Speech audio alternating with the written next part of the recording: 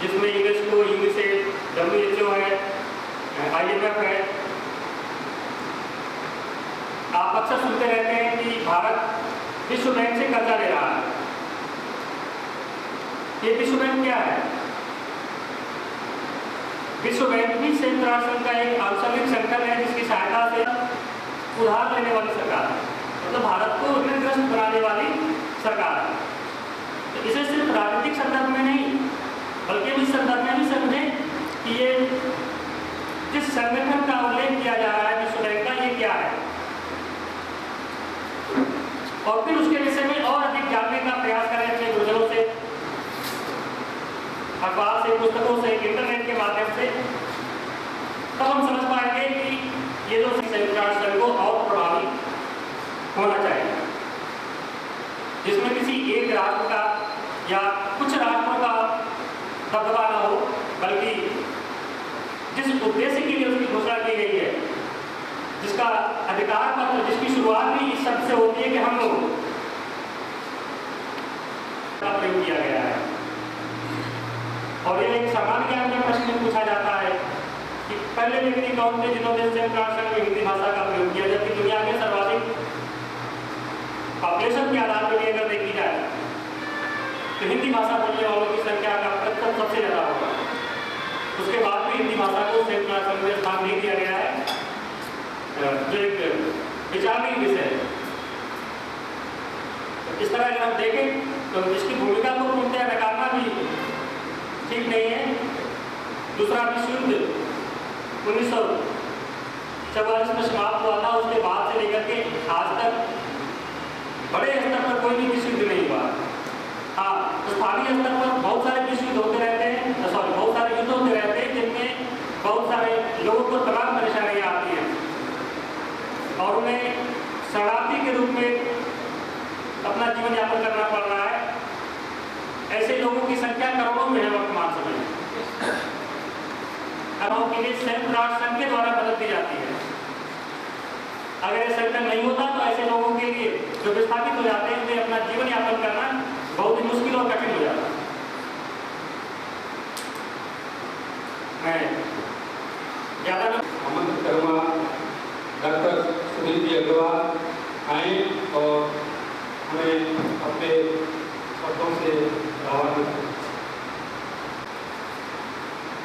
मंदिर की स्थापना के महत्वपूर्ण पारिवारिक सदस्य संस्थान सचिव श्रीमान राजीव जी शर्मा,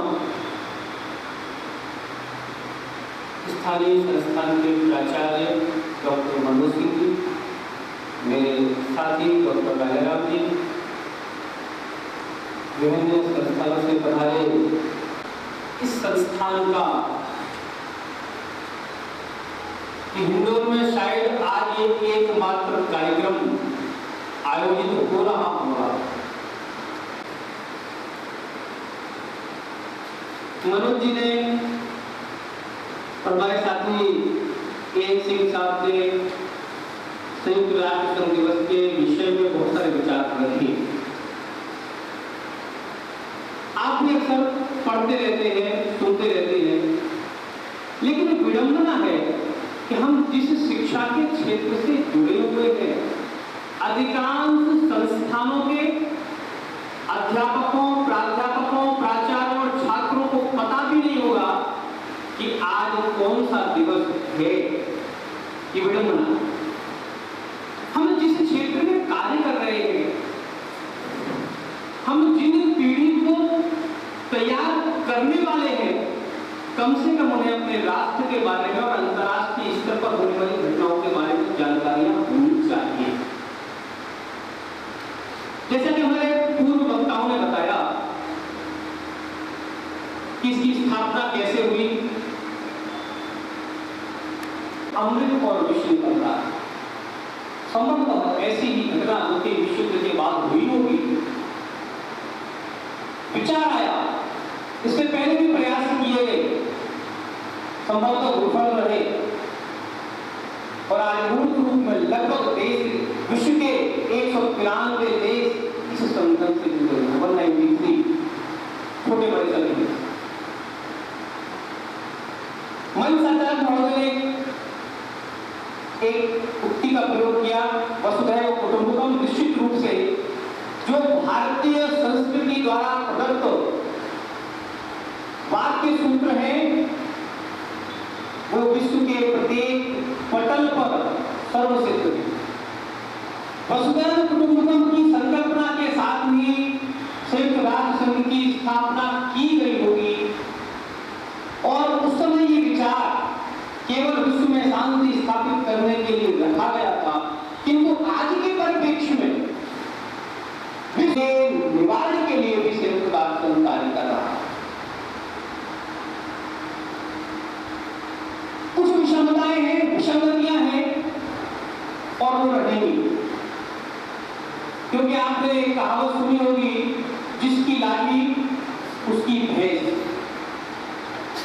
मेरे पूर्व साथियों ने बात बताई कि जिनका आधिपत्य पहले से, उनमें अरबी एक बहुत छोटी सी भाषा, बहुत कम संख्या में बोले जाने वाली भाषा, भारत विश्व की दूसरी सबसे ज्यादा बोली वाली।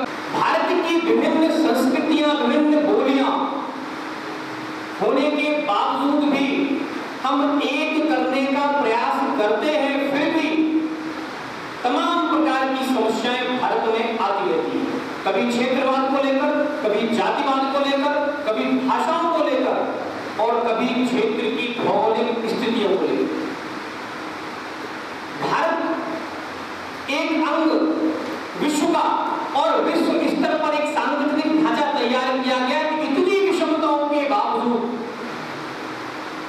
हम सामाजिक आर्थिक समस्याओं का एक प्लेटफॉर्म बनाए जिन पर सारी की सारी समस्याओं का समाधान हो सके। और निश्चित रूप से संयुक्त राष्ट्र संघ ने सफलता भी अर्जित की है विभिन्न क्षेत्रों में। स्वास्थ्य की दृष्टि से यदि आप देखें तो न जाने कितनी बीमारियां विश्व स्तर पर विभिन्न राष्ट्रों में हुआ करती थी, उनके उन्मूलन में काफी हद तक सफलता प्राप्त। इस विषमता को दूर करने के लिए जिन राष्ट्रों की आर्थिक स्थिति कमजोर है उन्हें भी साथ लेकर के चलना होगा। विकसित राष्ट्र कभी भी नहीं चाहते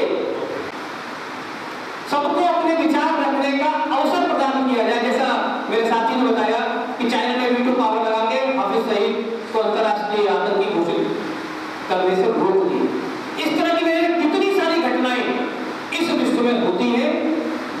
जब तक विकसित राष्ट्रों की मानसिकता नहीं बदलेगी तब तक विकासशील राष्ट्र प्रगति के पथ पर आगे नहीं बढ़ पाएंगे। और जिस संगठन के दिवस मनाने के लिए हम जिस संकल्पना, जिस विचारधारा के साथ इस संगठन का निर्माण किया गया था, वो संकल्पना शायद ही पूरी हो पाएगी। मैं शुभकामनाएं देना चाहूंगा प्राचार्य डॉक्टर मनोज सिंह जी का, उन्होंने इस सफल आयोजन को संचालित किया, और साथ ही मैं आभार व्यक्त करना चाहूंगा संस्था के सचिव महोदय और अन्य साथियों का, मुझे आमंत्रित किया, अवसर प्रदान किया। बहुत बहुत धन्यवाद। महाविद्यालय काजोरी आए और उस संकल्पना को पर जो विषय रखा है आप सभी को यहाँ आने का, विद्या ग्रहण करने का, विद्या का दान करने का अवसर प्राप्त होता है। दुनिया का सबसे पवित्र अगर कोई भी स्थल या मंदिर है तो वह है विद्या का मंदिर, जहाँ व्यक्ति को बच्चों के बहुत ही प्रारंभ से और उसको धीरे धीरे इस प्रकार से गढ़ करके तैयार किया जाता है कि वह अपना नाम विश्व स्तर पर किसी भी देश का नाम या झंडा फहराता है। इसलिए सम्माननीय मां शारदे, मां भारती सबसे प्रबल हमारे जीवन में जो अहम स्थान रखती हैं वो मां भारती हैं, जिसकी कोख में हमें जन्म लेने का अवसर मिलता है। और वो एक ऐसी माँ भी है कि जन्म भी देती है, अपने आप में समाहित भी कर लेती है।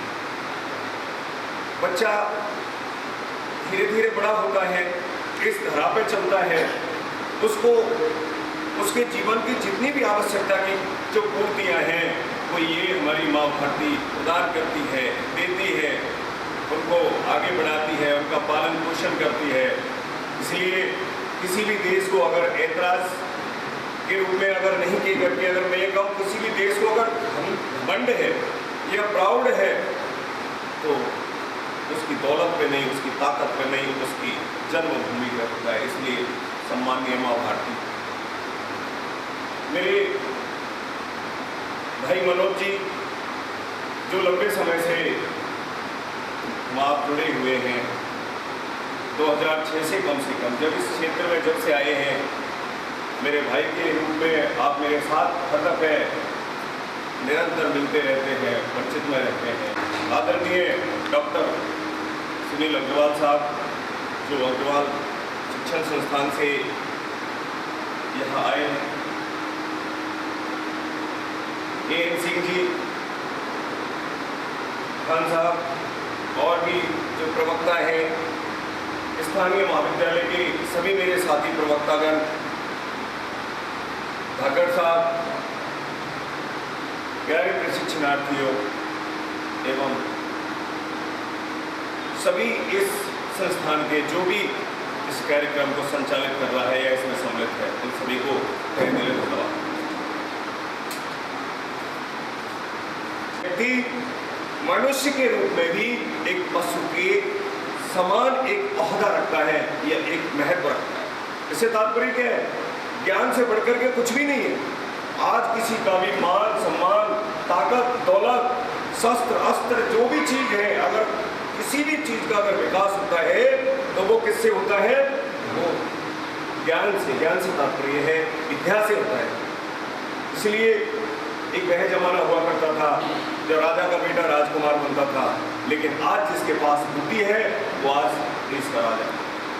इसलिए वो बात को छोड़ करके अगर हमारे फिर एक जगह लिखा हुआ था अति सर्वत्र वर्ग, अर्थात दुनिया की कोई भी चीज हो, कोई भी वस्तु हो, किसी भी प्रकार का कोई भी सिस्टम हो, लेकिन जब वो अंतिम रूप पर पहुंच जाता है तो उसके अंदर बुराइयां पैदा हो जाती हैं।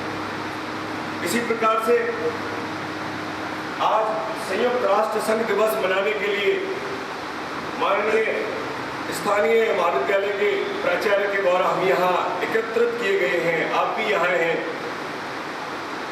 मैं सोचता हूँ या सोच रहा था कि ये संयुक्त राष्ट्र संघ की आवश्यकता क्यों पड़ी? क्यों? क्योंकि हमारा देश एक ऐसा देश था जहाँ सभी लोगों का सम्मान किया जाता था, शांति से जिंदगी जी, जहाँ किसी भी प्रकार की कोई विकृति नहीं, किसी भी प्रकार से किसी के प्रति, चाहे कोई धर्म हो, कोई भी जाति हो, ऊंच नीच का कोई भेदभाव नहीं, हर व्यक्ति को अपने साथ लेकर के और कदम से कदम जब ये देश बढ़ाता है तो इसीलिए इसको विश्व गुरु का दर्जा पूरे विश्व के अंदर प्राप्त हुआ।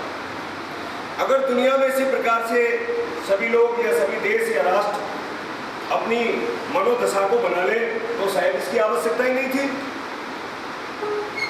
लेकिन कहते हैं परिवर्तन प्रकृति का नियम है, उसे रोका नहीं जा सकता। इसी प्रकार से विश्व के अंदर बहुत सारी शक्तियों ने जन्म लिया, लेकिन मैं आपको उसी बिंदु पे लेना चाहूंगा, शक्तियों ने जन्म किसकी वजह से लिया है? शिक्षा की वजह से। वहां के लोगों ने अपनी प्रचंड बुद्धिता का परिचय देते हुए और अपनी तकनीकी सिस्टम को इतना प्रबल और मजबूत बना लिया जिससे कि कहे इंसान को खत्म करने के बहुत सारे प्रयोग किए गए, बहुत सारे ऐसे क्या हथियारों का विकास हुआ जिससे कि कहे एक ही गोला या बॉम्ब डाल दीजिए, एक बहुत बड़े क्षेत्र को खत्म कर दे। आपको पता है इंसान कितना मतलबी है। आज सबसे ज्यादा खतरनाक है इस दुनिया में, इस धरती पे तो कौन है? वो इंसान है।